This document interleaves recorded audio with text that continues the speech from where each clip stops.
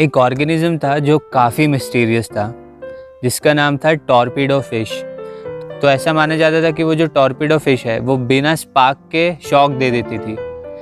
तो ये किसी को समझ भी नहीं आया कि ऐसा कैसे हो रहा है। अब पिक्चर में आते हैं हेनरी कैवेंडिश। हेनरी कैवेंडिश जो है ये वही है जिन्होंने यूनिवर्सल लॉ ऑफ ग्रेविटी में जो कैपिटल जी होता है उसका जो वैल्यू है वो इन्हीं ने फाइंड किया है। कैवेंडिश एक बहुत ही अमीर परिवार से थे, तो उन्होंने खुद की एक साइंस लैब बनाई थी जहाँ पे वो काफ़ी सारे एक्सपेरिमेंट्स किया करते थे। कैवेंडिश ने क्या किया, एक आर्टिफिशियल फ़िश बनाई। अब टॉर्पीडो फिश और आर्टिफिशियल फ़िश वो दोनों से ही इलेक्ट्रिसिटी को ट्रांसमिट करवाना चाह रहे थे, बट टॉर्पीडो फिश में क्या था कि उसमें स्पार्क्स जो थी वो नहीं बनती थी। तो फिर कैवेंडिश ने एक नया आइडिया इंट्रोड्यूस किया। उन्होंने बोला कि जो रियल फ़िश थी वो लेस इंटेंसिटी की इलेक्ट्रिसिटी प्रोड्यूस कर रही थी। यहाँ से अब दो इंपॉर्टेंट कॉन्सेप्ट जो आगे जाके डेवलप होते हैं उनका स्टार्ट होता है। पहला अमाउंट ऑफ इलेक्ट्रिसिटी, जिसे हम क्या बोलते हैं, अब चार्ज बोलते हैं, और दूसरा है इंटेंसिटी ऑफ इलेक्ट्रिसिटी, जिसे हम क्या बोलते हैं, वोल्टेज बोलते हैं। अब वोल्टेज को पोटेंशियल डिफरेंस भी कहा जाता है। तो जो लाइडन जार है वो हाई वोल्टेज यानी high potential difference and low charge generate करता है, और जो फिश है वो low voltage and high charge को प्रोड्यूस करती है। अब नेक्स्ट मेजर जो ब्रेक थ्रू आया वो इटली में आया। अब मुझे इटालियन आती तो नहीं है, इसलिए जो नाम लूँगा मैं अजीब से लूँगा। तो एक थे लुइगी गैल्वानी और एक थे एलेजांड्रो वोल्टा।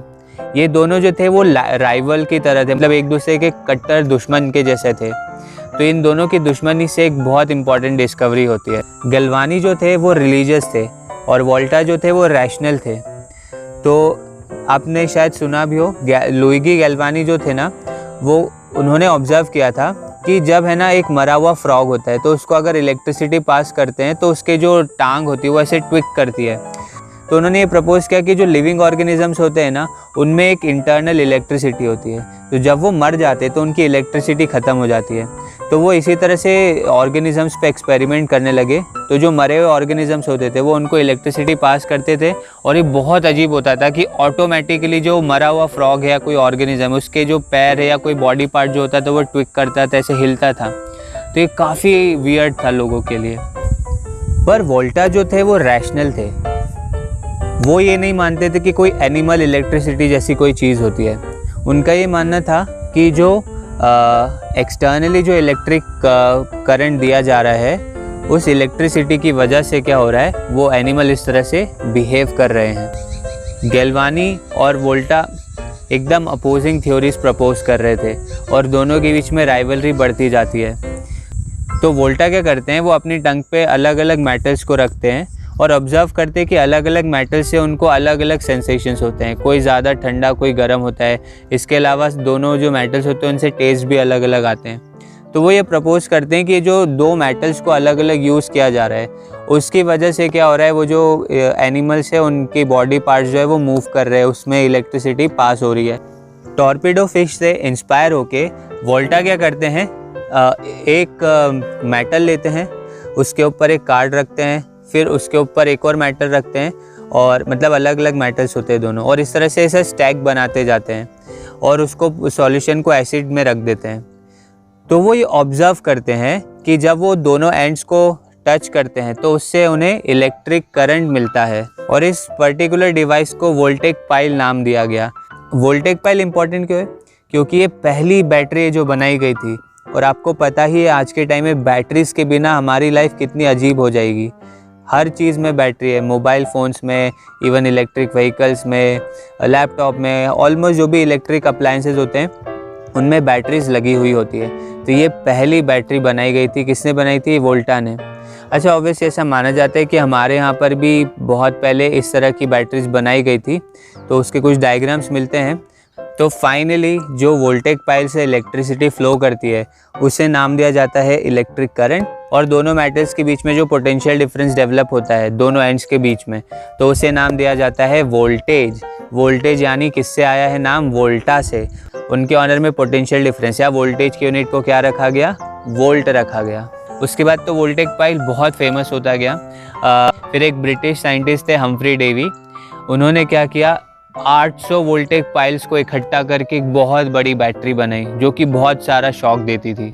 हम्फ्री डेवी ने इलेक्ट्रिसिटी में तो बहुत ज़्यादा काम नहीं किया, लेकिन वो इसलिए इम्पॉर्टेंट है क्योंकि 29 फरवरी 1812 को रॉयल इंस्टीट्यूट में, जहाँ पे हम्फ्री डेवी काम करते थे, वहाँ पे उनका लेक्चर देखने एक व्यक्ति आते जिनका नाम होता है माइकल फैराडे। और माइकल फैराडे जो है वो इलेक्ट्रोमैग्नेटिज्म को काफ़ी हद तक चेंज कर देते हैं। माइकल फैराडे जो थे वो उन्होंने फॉर्मल स्कूलिंग नहीं की थी, वो स्कूल नहीं जा पाए थे बिकॉज उनकी फाइनेंशियल कंडीशन जो थी वो इतनी अच्छी नहीं थी। उनकी फैमिली को फाइनेंशियली सपोर्ट करने के लिए वो एक बाइंडिंग शॉप में काम करते थे। अब बाइंडिंग शॉप में काम करते करते उन्हें कई सारी ऐसी बुक्स मिली जो कि साइंस और मैथ्स से रिलेटेड थी।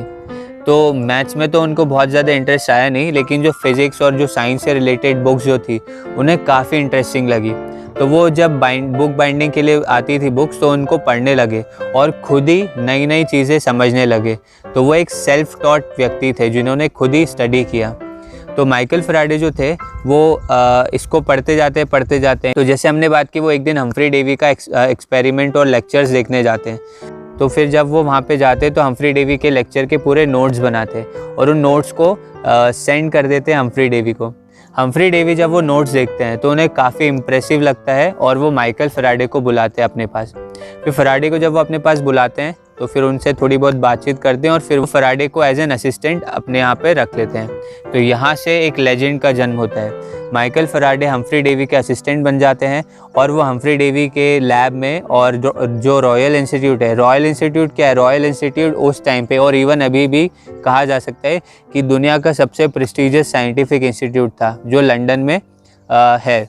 और वहाँ पे उन्हें माइकल फैराडे को चांस मिला काम करने का। माइकल फैराडे जो थे वो एक्सपेरिमेंट्स करना उन्हें बहुत पसंद था। वो थ्योरेटिकली इतने ज़्यादा माहिर नहीं थे, मैथमेटिक्स से उनको इतना ज़्यादा लगाव नहीं था, बट एक्सपेरिमेंट्स वो बहुत सारे करते थे। अब ये 1812-1815 में जब ये सब हो रहा था, उसके बाद 1820 में एक ऑस्टेड करके साइंटिस्ट होते हैं जो अपने स्टूडेंट्स को पढ़ा रहे होते हैं। तो वो ये शो कर रहे होते हैं कि इलेक्ट्रिसिटी और मैग्नेटिज्म में एज सच कोई रिलेशन नहीं है। पर वो जब एक एक्सपेरिमेंट कर रहे हैं तो वो क्या करते हैं, एक वायर जिसमें करंट फ्लो कर रहा होता है उसके पास में एक नीडल रखते हैं। तो नीडल जो होती है वो डिफ्लेक्ट हो जाती है। अब उन्हें समझ में नहीं आता ऐसा क्यों हो रहा है, तो वो पहले तो नीडल को चेक करते कि ख़राब तो नहीं है। फिर वो वायर में से करंट के फ्लो को बंद कर देते हैं, तो नीडल जो है नॉर्मल पोजीशन पे आ जाती है। फिर वो करंट के डायरेक्शन को चेंज करते हैं, तो फिर नीडल का डायरेक्शन भी अपोजिट हो जाता है डिफ्लेक्शन का। तो फिर उन्हें समझ में आता है कि there is some relationship between electric current और इलेक्ट्रिसिटी एंड मैग्नेटिज्म। तो यहाँ से इलेक्ट्रिसिटी और मैग्नेटिज्म का रिलेशनशिप स्टार्ट होता है। इसे कहा गया मैग्नेटिक इफेक्ट ऑफ करंट, यानी कि करंट की वजह से एक मैग्नेटिक फील्ड बन रही है। तो जो वायर होता है उस वायर के आसपास एक इनविजिबल मैग्नेटिक फील्ड बन जाती है और वही मैग्नेटिक फील्ड वो जो कंपास की नीडल होती है उसको डिफ्लेक्ट करती है। अब माइकल फैराडे सोचते हैं कि अगर इलेक्ट्रिसिटी मैग्नेटिज्म बना सकती है तो क्या मैग्नेटिज्म से इलेक्ट्रिसिटी बन सकता है। तो वो एक्सपेरिमेंट्स करना चालू करते हैं और 1832 में, करीब 12 साल बाद, 1820 के बाद, उन्हें ये पता चलता है कि मैग्नेटिक फील्ड भी इलेक्ट्रिसिटी को जनरेट कर सकती है। उनका एक बहुत फेमस एक्सपेरिमेंट है kicking wire experiment. So Michael Faraday जो थे उन्होंने ये किकिंग वायर एक्सपेरिमेंट किया था। एग्जैक्टली ऐसा नहीं था, पर जो प्रिंसिपल है वो सेम है। तो अभी आपको बहुत ज़्यादा डिटेल में ये समझ में नहीं आएगा क्योंकि आपको ज़्यादा कुछ प्रिंसिपल्स पता नहीं है, बट उन्होंने ये ऑब्ज़र्व किया था, हम बस ये देखना चाह रहे हैं। और फिर इसका जो एक्सप्लेनेशन है वो आपको बाद में क्लियर हो जाएगा। सबसे पहले हमारे पास क्या है, एक मैग्नेट है, ठीक है। तो अगर आप इस रीजन में देखें यहाँ पर, तो ये क्या है, ये एक मैग्नेट आपको यहाँ पे देखने को मिलेगा, ठीक है। तो ये जो मैग्नेट है इसके पास हमने क्या रखा हुआ है, एक वायर को रखा हुआ है। देखिए ये क्या है, ये एक वायर है, ठीक है। यहाँ पे इस वायर को जॉइन किया हुआ है ताकि ये वायर क्या कर पाए, ये वायर इजीली मूव कर पाए। कैसे, तो देखो ये जॉइंट है यहाँ पे, तो ये वायर जो है ये इजीली ऐसे क्या कर सकता है, ऐसे मूव कर सकता है, ठीक है। अब फैराडे ने क्या ऑब्जर्व किया कि ये जो मैग्नेट जो है, जब इस वायर को उस मैग्नेट में हमने रखा और इस वायर में क्या है, इस वायर में करंट है, तो जैसे इस वायर के अंदर हम करंट को फ्लो करवा रहे थे ना, जब भी करंट इस वायर के अंदर होता था तो क्या होता था कि ये वायर ऐसे आगे की तरफ मूव करता था, और फिर जैसे इसमें से करंट बंद कर देते थे ना तो वापस से अपनी ओरिजिनल पोजीशन पे आ जाता था। मतलब जब करंट होता था तो वो इधर आ जाता था और जब करंट बंद हो जाता था तो वो वापस आ जाता था। ठीक है। अब मान लीजिए डाउनवर्ड डायरेक्शन में करंट था, अब मान लीजिए आपने क्या किया, करंट को दिया अपवर्ड डायरेक्शन में, मतलब डायरेक्शन चेंज कर दिया। तो फिर उन्होंने ऑब्जर्व किया कि ये दूसरी डायरेक्शन में वायर जो था वो मूव करने लगता था, और फिर अगेन वापस करंट जब हम बंद करते थे तो वायर क्या आता था, अपनी ओरिजिनल लोकेशन पे आ जाता था। ठीक है, वायर वापस से इस लोकेशन पे आ जाता था। तो ये उन्होंने ऑब्जर्व किया दैट अगर एक वायर है जिसके अंदर करंट है और उसको हम मैग्नेट के बीच में रखें तो उस करंट कैरिंग वायर पे क्या लगता है, एक फोर्स लगता है, और वो वायर को क्या करता है, मूव करता है। ठीक है, तो अब इसको ये कैसे होता है, ये एग्जैक्टली क्या फिनोमेना है, तो ये तो आपको बाद में क्लियर होगा। बट ये बहुत ही एक अजीब सी बात हो रही थी कि ये क्या है, मैग्नेट में वायर रखा है और वो ऐसे उसके ऊपर फोर्स लग रहा है, तो ये कैसे हो रहा है, एक मैग्नेट जो है वो करंट कैरिंग वायर पे फोर्स कैसे अप्लाई कर रहा है। तो ये तभी पॉसिबल है जबकि ये मैग्नेट, तो देखिए मैग्नेटिक फील्ड इसकी होगी, और एक मैग्नेट दूसरे किसके ऊपर फोर्स लगाता है, एक मैग्नेट दूसरे मैग्नेटिक फोर्स के ऊपर ही, मैग्नेटिक फील्ड के ऊपर ही फोर्स लगा सकता है। तो इसका मीनिंग क्या है कि ये जो वायर है ना, इस वायर के आसपास भी क्या होनी चाहिए, एक मैग्नेटिक फील्ड होनी चाहिए। तो इस वायर की मैग्नेटिक फील्ड और इस मैग्नेट की जो मैग्नेटिक फील्ड है वो दोनों क्या कर रही है, इंटरैक्ट कर रही है। सो इससे फराडे ने क्या बोला, that if there is a current carrying wire then उसके आसपास क्या होगी, एक मैग्नेटिक फील्ड होगी। तो ये भी एक बहुत इंपॉर्टेंट एक्सपेरिमेंट था। 1831-1832 में वो पहला इलेक्ट्रिक मोटर बनाते हैं। अब उस टाइम उन्हें तो पता नहीं होता है कि इस इलेक्ट्रिक मोटर का क्या कॉन्सिक्वेंस है। एक पॉलिटिशियन उनसे पूछते हैं कि इसका क्या यूज़ है, या इलेक्ट्रिसिटी और मैग्नेटिज्म में आप इतने काम करें, इसका क्या यूज़ है, कोई इम्पोर्टेंस भी है। तो फराडे उनको बोलते हैं कि मैं बस आपको इतना ही बोलूँगा that you will be able to tax it one day, यानी कि आप इससे टैक्स कलेक्ट कर पाएंगे एक दिन, यानी कि आप इसको बेच पाएंगे एक दिन। और उनकी बात काफ़ी सही साबित होती है, और आज के टाइम में इलेक्ट्रोमैग्नेटिज्म जो है उसी की वजह से गवर्नमेंट को काफ़ी सारा टैक्स और रेवेन्यू मिलता है। अब पिक्चर में सबसे बड़े स्टार आने वाले जो है James clerk Maxwell. Maxwell Scotland में रहते थे। अब जो फराडे जो थे ना, उनको मैथमेटिक्स इतना अच्छे से आता नहीं था, तो उन्होंने एक्सपेरिमेंटली तो काफ़ी सारी चीज़ें थ्योराइज करी थी और काफ़ी सारे रिलेशनशिप्स वो एक्सप्लेन कर रहे थे। पर जब तक मैथमेटिकली प्रूव नहीं होती चीज़ें और मैथमेटिकली पूरा सब कुछ फॉर्मुलेट नहीं होता, तब तक वो जो थ्योरी होती है वो थोड़ी अधूरी ही रहती है। अब जेम्स क्लर्क मैक्सवेल जो थे वो फराडे के एक्सपेरिमेंट्स के बारे में पढ़ते हैं, फिर वो फराडे से मिलने जाते हैं। फराडे जो होते हैं वो उस टाइम तक काफ़ी ओल्ड हो चुके होते हैं जब मैक्सवेल अपने यंग एज में होते हैं। फराडे और मैक्सवेल अच्छे दोस्त बन जाते हैं। तो फराडे अपने एक्सपेरिमेंट्स मैक्सवेल के साथ शेयर करते हैं। मैक्सवेल जो है, इन्हें हम आइंस्टाइन और न्यूटन की तरह ही उसी लीग में रख सकते हैं। ये बहुत ही ग्रेट फिजिसिस्ट रहे हैं। मैक्सवेल मैथमेटिक्स में बहुत ही अच्छे थे। उस टाइम पे अलग अलग कुछ मैथमेटिशियंस और साइंटिस्ट ने कुछ 4 लॉज दिए थे। तो मैक्सवेल ने क्या किया, उन चारों लॉज को कंबाइन किया और उन चारों लॉज को कंबाइन करके एक इलेक्ट्रोमैग्नेटिज्म की थ्योरी बनाई। यानी मैक्सवेल के पहले इलेक्ट्रिसिटी और मैग्नेटिज्म अलग हुआ करता था, फिर जब एक्सपेरिमेंट हुए तो पता चला कि ये दोनों एक दूसरे को प्रोड्यूस कर सकते हैं।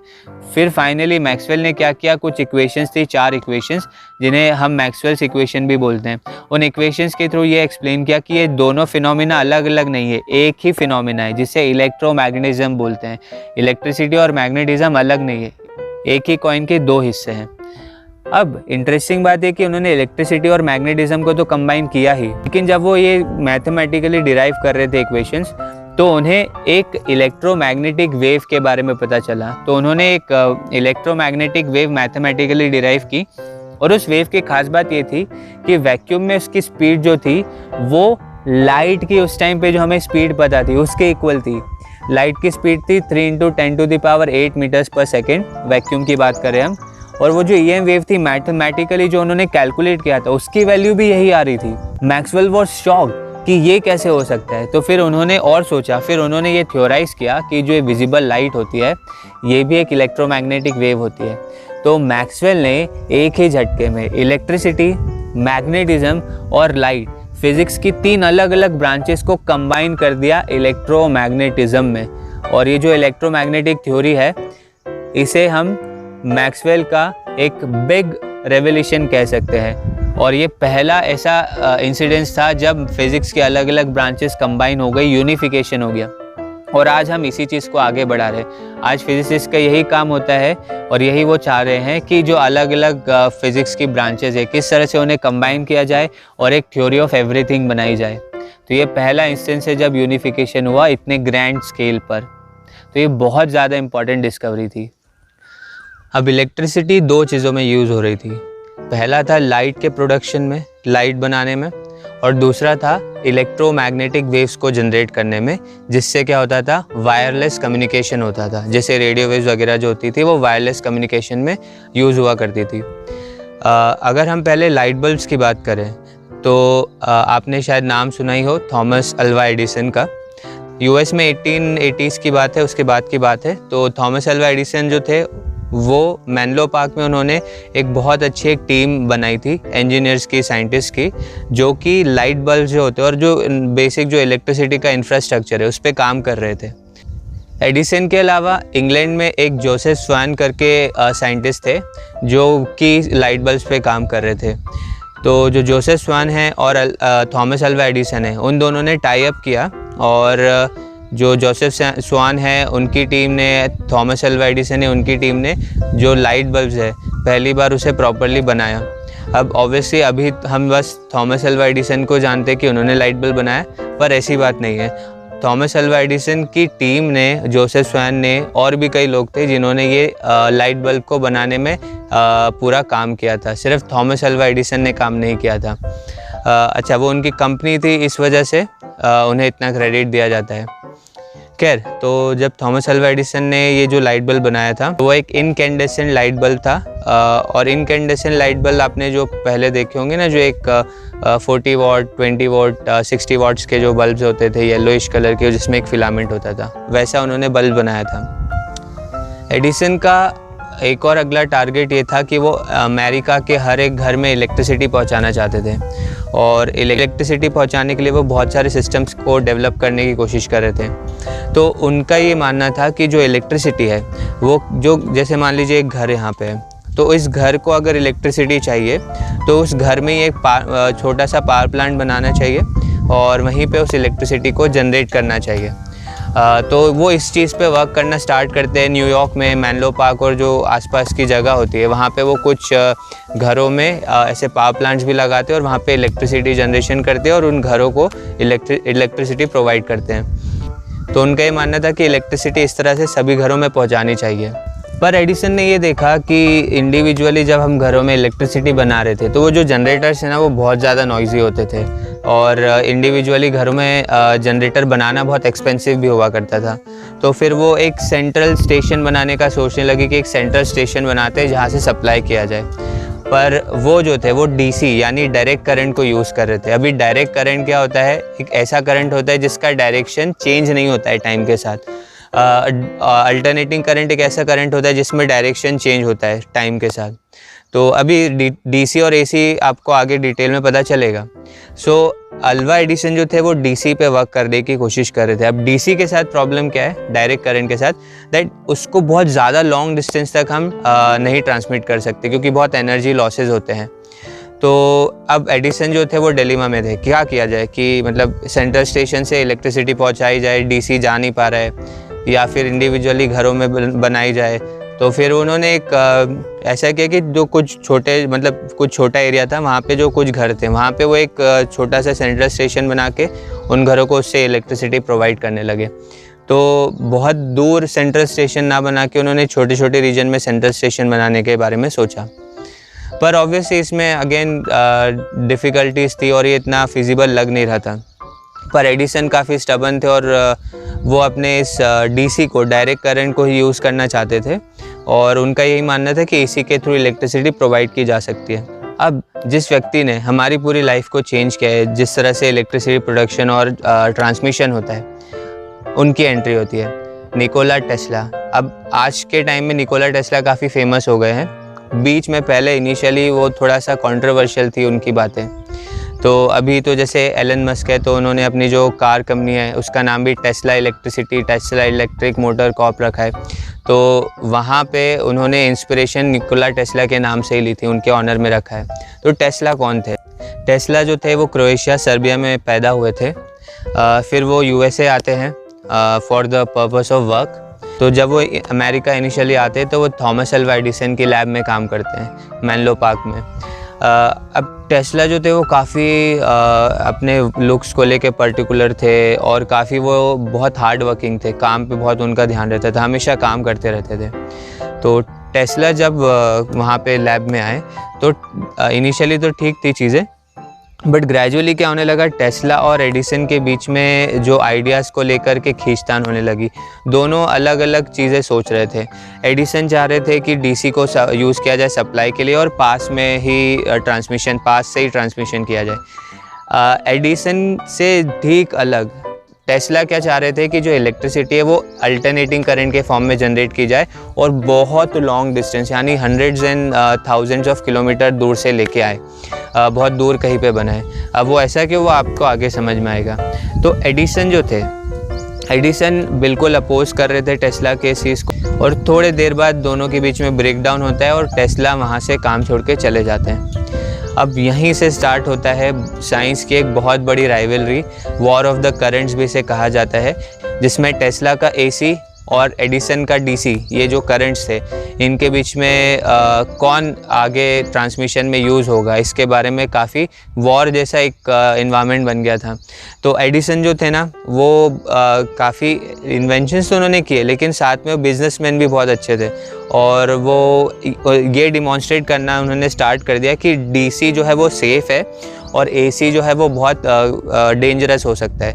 तो वो क्या करने लगे एडिसन, ऐसे डिमॉन्स्ट्रेशंस रखने लगे। जैसे एक चेयर रखते थे, इलेक्ट्रिक चेयर, और उस पर किसी डॉग या किसी एनिमल को बिठा देते थे और फिर उसको अल्टरनेटिंग करंट के थ्रू शॉक देते थे और ये रिप्रेजेंट करने की कोशिश करते थे कि एसी बहुत डेंजरस होगा ह्यूमंस के लिए, कभी शॉक लग गया, कुछ हो गया तो बहुत प्रॉब्लम हो जाएगी। और डीसी को वो ऐसे प्रोजेक्ट कर रहे थे कि ये बिल्कुल ही सेफ़ है। फिर क्या हुआ, थोड़े टाइम बाद ये वॉर इतना इंटेंस हो गया कि कुछ क्रिमिनल्स हुआ करते थे। तो एडिसन ने ऐसा प्रपोज किया कि उन क्रिमिनल्स को एसी को यूज़ करके एग्जीक्यूट किया जाए। तो क्रिमिनल्स को बिठाया जाता था चेयर पे और उन्हें अल्टरनेटिंग करंट के थ्रू एग्जीक्यूट किया जाता था। तो इससे ये पूरा परसेप्शन बनाया जा रहा था कि किस तरह से एसी जो है वो बहुत ख़तरनाक है। ये अभी भी यही होता है, जो बड़ी बड़ी जो कंपनीज़ होती है वो परसेप्शंस जनरेट करती है, सो कॉल्ड परसेप्शन, और उस परसेप्शन के लिए ही वो इतना पैसा खर्चा करती है एडवर्टाइजमेंट्स और सब चीज़ों पे। तो आपको ये बहुत केयरफुली ध्यान रखना चाहिए कि कंपनी अगर कोई चीज़ को बहुत प्रमोट कर रही है तो इट इज़ नॉट नेसेसरी कि वो अच्छी चीज़ होगी, और इन जनरल अगर वो इतना प्रमोट कर रही मतलब शायद उसमें कुछ गड़बड़ है या उस कंपनी के लिए वो काफ़ी प्रॉफिटेबल हो। तो हमेशा ये सही नहीं होता है। इवेंचुअली टेस्ला जो होते हैं वो एडिसन की एक राइवल कंपनी वेस्टिंगहाउस एक व्यक्ति होते हैं, तो उनकी कंपनी को ज्वाइन करते हैं। 21 मई 1891 में टेस्ला ने एक बहुत ही इम्पॉर्टेंट एक्सपेरिमेंट किया। उन्होंने क्या किया, उन्होंने अपनी बॉडी से हाई वोल्टेज और हाई फ्रीक्वेंसी इलेक्ट्रिसिटी को पास किया, तो उन्हें ज़्यादा कुछ भी प्रॉब्लम हुआ नहीं। तो उन्होंने ये डेमोन्स्ट्रेट किया कि जो हाई वोल्टेज अगर वो हमारी बॉडी से निकल भी जाए अल्टरनेटिंग करंट का, तो हमें कुछ भी प्रॉब्लम नहीं होगा। प्रॉब्लम कब होता है, जब हाई करंट निकल जाए हमारी बॉडी से। तो टेस्ला ने ये डेमोन्स्ट्रेट करने की कोशिश की दैट अगर हम करंट की वैल्यूज़ को कम रखेंगे और हाई वोल्टेज भी अगर दे दें तो भी हमारी बॉडी को कुछ भी नहीं होगा। जब ये टेस्ला ने डिमॉन्स्ट्रेशंस किए तो धीरे धीरे थोड़ा सा लोगों का परसेप्शन ऑब्वियसली चेंज होने लगा। तो ये इस तरह से दोनों एक दूसरे के साथ वॉर पे थे, एडिसन और टेस्ला। सो फाइनली कौन जीता? फाइनली जो हम सिस्टम अभी यूज़ कर रहे हैं वो टेस्ला का सिस्टम है। टेस्ला ने ये प्रपोज किया था कि जैसे बहुत बड़े वाटरफॉल्स होते हैं या वाटर रिजर्वायर्स होते हैं, जैसे डैम्स वगैरह भी देखे होंगे आपने, तो वहाँ पे जो टर्बाइंस हैं उनको वाटर के जो पोटेंशियल एनर्जी उसको कन्वर्ट किया जाए काइनेटिक एनर्जी में, और उस काइनेटिक एनर्जी से जो टर्बाइंस होते हैं उनको मूव किया जाए, और टर्बाइंस जब मूव होंगे तो जनरेटर के थ्रू इलेक्ट्रिसिटी जनरेट होगी। अच्छा, जनरेटर्स का क्या प्रिंसिपल है वो आगे आपको समझ में आ जाएगा। सो टेस्ला का जो सिस्टम था, बहुत दूर कई वाटर या ऐसी किसी चीज़ के थ्रू इलेक्ट्रिसिटी जनरेट की जाए और फिर उसको वायर्स के थ्रू बहुत जो ऐसी सिटीज़ जो बहुत दूर है, वाटरफॉल या वाटर रिजर्वायर्स है, वहाँ तक पहुँचाया जाए। अब ये कैसे पॉसिबल होता है? अल्टरनेटिंग करंट के थ्रू। अल्टरनेटिंग करंट को हम बहुत लॉन्ग डिस्टेंस तक ट्रांसमिट कर सकते हैं ज़्यादा पावर लॉस के बिना। वो कैसे पॉसिबल होता है? बिकॉज हम अल्टरनेटिंग करंट के वोल्टेज को इंक्रीज़ और डिक्रीज़ कर सकते हैं। इसका डिटेल आपको बाद में और क्लियर हो जाएगा।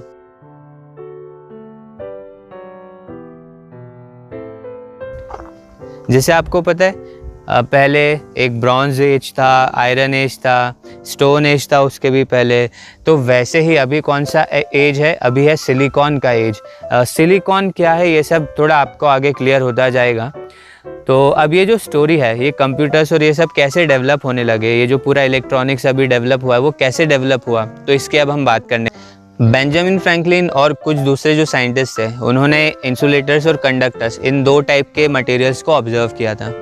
पर 1890s के टाइम पर एक नया मटेरियल भी आया जो कि इन दोनों कंडक्टर्स और इंसुलेटर से थोड़ा सा डिफरेंट था। उसे बाद में जाके क्या नाम दिया गया वो आपको अभी समझ में आ ही जाएगा। तो सबसे पहले ये जो एक इस नए मटेरियल के बारे में कुछ एप्लीकेशन में इसका यूज़ किया गया, इसकी स्टडी की गई, वो की गई इंडिया में जगदीश चंद्र बोस के द्वारा। जगदीश चंद्र बोस का नाम शायद आपने पहले सुना हो। उन्होंने एक एक्सपेरिमेंट किया था जिसमें वो जो ये प्लांट्स वगैरह, ट्रीज़ वगैरह जो होते हैं, इनमें फीलिंग्स होती है या नहीं होती है, इसके बारे में उन्होंने एक्सपेरिमेंट्स किए थे। इसके अलावा he was the first person to demonstrate wireless communication. But obviously उस टाइम पर हमारे यहाँ पे ब्रिटिशर्स का जो एक राज था, उस वजह से उनके जो एक्सपेरिमेंट्स थे वो इतना ज़्यादा पॉपुलराइज हो नहीं पाए। और वेस्ट में भी कुछ दूसरे लोगों ने भी वायरलेस कम्युनिकेशन को पूरा कंप्लीट किया था। पर जो क्रेडिट दिया जाता है वो एक बिजनेसमैन को दिया जाता है, मार्कोनी को। वो एक साइंटिस्ट भी नहीं थे। मार्कोनी जो थे उन्होंने जो पुराने जो लोगों ने वायरलेस कम्युनिकेशन डिवाइसेस बनाए थे बस उसी को मॉडिफाई करके थोड़ा सा उसको बेचा। वो सेल्स में काफ़ी अच्छे थे। जैसे स्टीव जॉब्स है, उन्होंने बनाया कुछ नहीं पर वो सेल्स में ज़्यादा अच्छे थे, तो इसीलिए वो फेमस है। तो जगदीश चंद्र बोस जो थे उन्होंने पहली बार वर्ल्ड में जो सेमीकंडक्टर्स है उसका कॉन्सेप्ट लेके आए और उसे यूज़ किया एक वायरलेस कम्युनिकेशन डिवाइस में। तो जब मैक्सवेल ने अपनी इलेक्ट्रोमैग्नेटिक वेव की थ्योरी, ईएम वेव की थ्योरी, इलेक्ट्रोमैग्नेटिज्म की थ्योरी डेवलप की थी, जो 4 इक्वेशंस आएंगे अभी, उस थ्योरी के बाद लोग इस रिसर्च में लग गए थे कि क्या ईएम वेव्स को सच में हम जनरेट कर सकते हैं। जैसे मैक्सवेल के accordingly whenever a charge particle accelerates, कोई चार्ज है जो एक्सेलरेट कर रहा है तो इलेक्ट्रोमैग्नेटिक वेव जो होती है वो जनरेट होती है। तो कई लोग इस एक्सपेरिमेंट में लग गए कि क्या ईएम वेव जनरेट हो रही है। तो जगदीश चंद्र बोस और मार्कोनी के पहले हर्ट्ज जो थे उन्होंने एक्सपेरिमेंट किया ये, और उसके थ्रू ऑलमोस्ट वो इस वेव को, इलेक्ट्रोमैग्नेटिक वेव्स को प्रोड्यूस कर पाए। इसीलिए उनके ऑनर में फ्रीक्वेंसी की यूनिट को क्या रखा गया है? हर्ट्ज रखा गया है। अब उनका ये जो सिस्टम था इसको कुछ प्रॉपर्ली वायरलेस कम्युनिकेशन में यूज़ करने के लिए जगदीश चंद्र बोस और मार्कोनी ये दोनों काम कर रहे थे। जगदीश चंद्र बोस जो थे वो फर्स्ट थे जिन्होंने प्रेसिडेंसी कॉलेज कोलकाता में इसे डेवलप किया। पर Jagadish Chandra Bose was a pure scientist. उन्हें ये पेटेंट करवाने में, बिजनेस में, इन सब चीज़ों में कोई इंटरेस्ट नहीं था। On the other hand Markovnikov जो थे वो बिजनेसमैन थे। उनको साइंस का ज़्यादा नॉलेज नहीं था, एक इंजीनियर जैसे थे वो, पर वो बिजनेसमैन थे। तो उन्होंने पेटेंट करवा लिया अपना डिवाइस और उसको बेचने लगे, और इस वजह से उनको क्रेडिट दिया गया फर्स्ट वायरलेस ट्रांसमिशन डिवाइस का, और इसके लिए उन्हें नोबेल प्राइज़ भी मिला, which is ridiculous. That's why I consider Nobel prizes to be quite complicated और बहुत कंट्रोवर्शियल है वो। तो मैं नोबेल प्राइजेस को कंसिडर करता हूँ कि they do not sometimes appreciate the right person. थोड़ा कॉम्प्लिकेटेड है नोबेल प्राइज़ का सिस्टम। जगदीश चंद्र बोस कुछ टाइम बाद इंग्लैंड जाते हैं। ये सब 1900s की बात हो रही है। इंग्लैंड में जब वो जाते तो वहाँ देखते कि वहाँ पे एकदम होड़ लगी हुई है पेटेंट्स करवाने की। साइंस पे किसी का ध्यान नहीं है। सभी लोग क्या करना चाह रहे हैं कि कुछ भी नया कुछ खोजा और उसका पेटेंट करवा लो, फिर उसको बिजनेस में दे दो ताकि पैसे कमा सके। तो उनको वहाँ का कल्चर बहुत ख़राब लगा।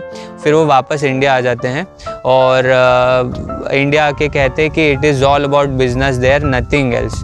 सो उन्हें ये थोड़ी चीज़ अच्छी नहीं लगती है।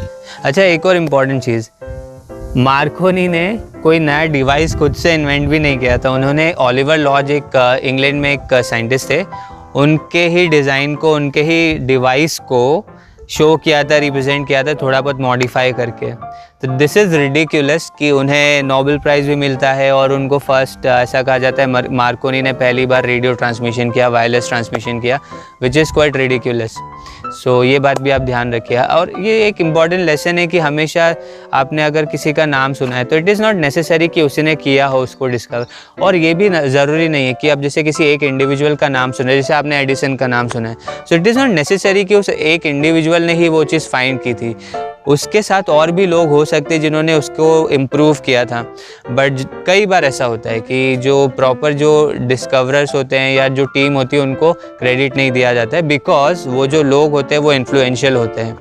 अब जब ये वायरलेस ट्रांसमिशन में इस एक डिवाइस का, सेमीकंडक्टिंग डिवाइस का यूज़ होता है, उसके बाद कुछ टाइम तक बहुत ज़्यादा कुछ डेवलपमेंट होता नहीं है इस डिवाइस का और ऐसा कोई यूज़ नहीं समझ में आता है।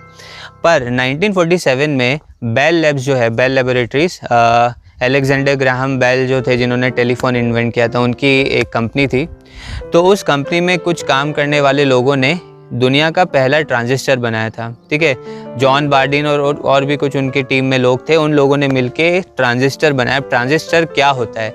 ट्रांजिस्टर वो डिवाइस है जो आज के टाइम में, जो आपने आईसी और वो जो चिप बोलते हैं ना, चिप हम तो इंटीग्रेटेड सर्किट जो होता है, आईसी जो होता है, उनमें जो मेन जो कंपोनेंट होता है, जो पूरी आईसी, उसमें जो जिस चीज़ से वो आईसी बनती है वो होता है ट्रांजिस्टर। इतनी सी आईसी में, ज़रा सी आईसी होती है और उसके अंदर करोड़ों अरबों ट्रांजिस्टर्स होते हैं। इतना छोटे ट्रांजिस्टर्स अब हम बना चुके हैं, नैनोमीटर्स में हम बना चुके हैं, ठीक है। पर ऑब्वियसली फर्स्ट जो ट्रांजिस्टर था वो इतना छोटा नहीं था, थोड़ा बड़ा ही ट्रांजिस्टर था, आप फोटो में देख सकते हैं। तो पहला ट्रांजिस्टर उन्होंने बनाया।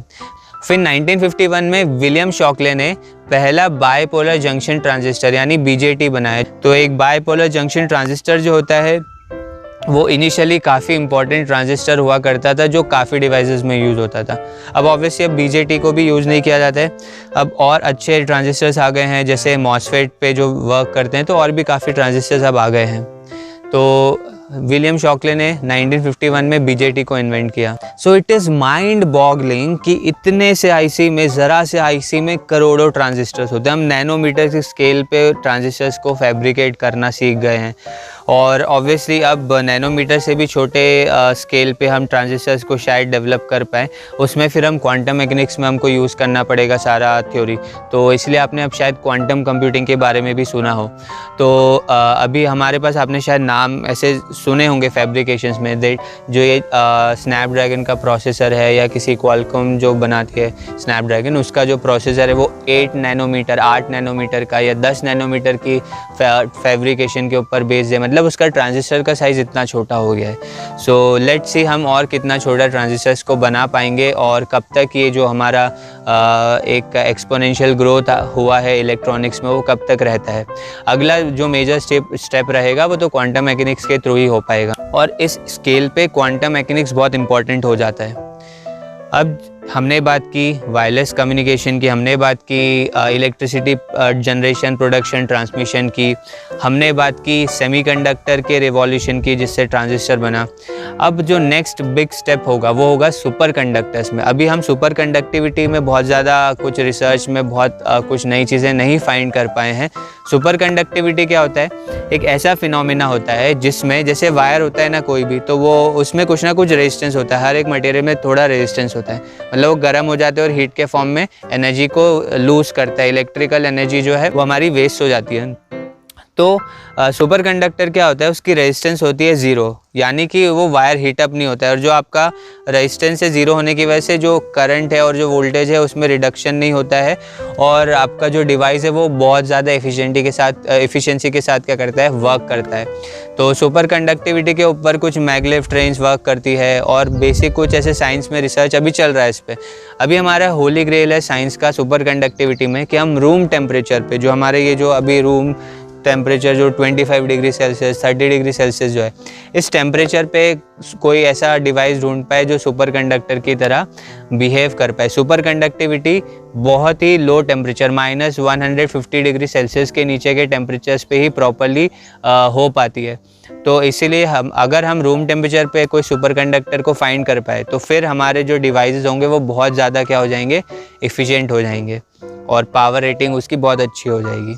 ओके, अब हम बात करेंगे कि ये सब हमने पूरा स्टोरी समझा, तो अब हम बात करेंगे कि क्या चीज़ें हैं इलेक्ट्रिसिटी, मैग्नेटिज्म, इनके डिटेल में अब हम जाएंगे। ठीक है, तो अगले लेक्चर्स में हम इस पर्टिकुलर टॉपिक को डिटेल में समझेंगे। अभी तक हमने पूरा हिस्ट्री समझा है, अब हम इसका फिज़िक्स को समझेंगे।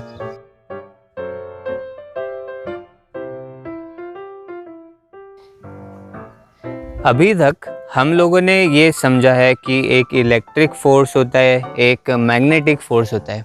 अब ये जो दोनों फोर्सेस होते हैं, इन फोर्सेस की एक बहुत ख़ास प्रॉपर्टी है। ठीक है, सो एक एग्जांपल के लिए लेट सपोज़ मुझे एक ये स्टोन है। ठीक है, ये स्टोन है, अब मुझे इसे मूव करना है ना। अब मतलब अब यहाँ पे जगह तो है नहीं, तो मान लो मुझे ट्री को मूव करना है, तो क्या मैं ऐसे हवा में ऐसे करके इसको मूव कर पाऊँगा? ठीक है, मैं ऐसे मूव नहीं कर पाऊंगा। जैसे स्टोन है, तो मैं अगर इसको यहाँ पे रखूँ या कहीं पे, तो ऐसे दूर से इसको मूव कर पाऊंगा। देखो अब ये मूव हो रहा है क्या मेरे हाथ से? नहीं हो रहा है। ठीक है, सो ये जो स्टोन है, इसे मूव करने के लिए मुझे क्या करना पड़ रहा है? इसको टच करना पड़ रहा है। अब मैं टच कर रहा हूँ तो इसे मूव कर पा रहा हूँ। बट अब मान लीजिए आपके पास दो मैग्नेट है। ठीक है, एक मैग्नेट ये है, एक मैग्नेट ये है। तो जो दोनों मैग्नेट्स होते हैं वो एक दूसरे को क्या करते हैं? विदाउट टचिंग यहाँ पे अट्रैक्ट या रिपेल कर पाएंगे। ठीक है, अट्रैक्ट या रिपेल कर पाएंगे, वो टच उनको करना नहीं पड़ता है। सो विदाउट टच किए मैग्नेट्स एक दूसरे को अट्रैक्ट या रिपेल कैसे कर देते हैं? सिमिलरली चार्जेस के साथ भी होता है, वो अट्रैक्ट और रिपेल कर पाते हैं without any contact, physical contact. तो ये बहुत अजीब बात थी। अच्छा, तो ये जो ऐसे फोर्सेस जिसको हमको कांटेक्ट करके ही अप्लाई करना पड़ता है, वो कांटेक्ट फोर्सेस होते हैं। और जैसे मैग्नेटिक फोर्स है, इलेक्ट्रिक फोर्स है, ये नॉन कांटेक्ट फोर्सेस है, इनमें बिना कांटेक्ट के फोर्स अप्लाई होता है। जैसे अब ये जो स्टोन है, ये नीचे गिरेगा। नीचे क्यों गिर रहा है? Because of gravity. तो क्या ऐसा हो रहा है कि अर्थ ऊपर आ रही है, इसको लेके खींच के नीचे लेके जा रही है? बिना टच के अर्थ इसको नीचे खींच रही है। ठीक है, सो यहाँ पे क्या हो रहा है? जो फोर्स है वो कौन सा है? Non contact force. तो दो टाइप के फोर्सेज है, कांटेक्ट फोर्स और नॉन कांटेक्ट फोर्स। ऐसे एक सीक्रेट बताऊं आपको, एक्चुअली नॉन कांटेक्ट फोर्स ही होते हैं सारे, कांटेक्ट फोर्स होता ही नहीं है। खैर, तो ये नॉन कांटेक्ट फोर्स कैसे अप्लाई हो रहा है? अब जैसे ये मैग्नेट से दो, तो इस मैग्नेट को कैसे पता कि इधर एक मैग्नेट, और इस मैग्नेट को कैसे पता कि इधर एक मैग्नेट है? तो काफ़ी इसके बारे में सोचा गया। फिर माइकल फैराडे जो थे, जो हमने जिनके बारे में बात भी की थी, तो माइकल फैराडे ने कॉन्सेप्ट दिया फील्ड का। फील्ड क्या होती है? तो फैराडे ने क्या बोला कि जैसे मान लो ये मैग्नेट है, तो इस मैग्नेट के आसपास एक इनविजिबल रीजन है, जिस रीजन में इसकी कुछ फील्ड्स है, मैग्नेटिक फील्ड्स है। और अगर कोई दूसरा मैग्नेट इस मैग्नेट के मैग्नेटिक फील्ड के अंदर आता है, तो वो उस मैग्नेटिक फील्ड से इंटरेक्ट करेगा, तो उसे पता चल जाएगा कि यहाँ पे एक मैग्नेट है। तो क्या बोला उन्होंने कि जो मैग्नेट है, इसके आसपास एक मैग्नेटिक फील्ड है, और वो मैग्नेटिक फील्ड क्या कर रही है? इस मैग्नेट के फोर्स को दूसरे मैग्नेट तक ट्रांसमिट कर रही है। सो इलेक्ट्रिक और मैग्नेटिक फील्ड है, कोई भी फील्ड क्या होती है? Field is an invisible region in which a force can be felt. ठीक है, तो ये मैग्नेट है, तो इसके आसपास के रीजन में जब इस मैग्नेट का फोर्स फील किया जा सके, तो उस रीजन को हम क्या बोलेंगे? इलेक्ट्रिक फील्ड बोलेंगे, सॉरी मैग्नेटिक फील्ड बोलेंगे। और अगर कोई चार्ज होगा तो इलेक्ट्रिक फील्ड हम बोलेंगे। सो यहाँ से कॉन्सेप्ट आता है फील्ड का।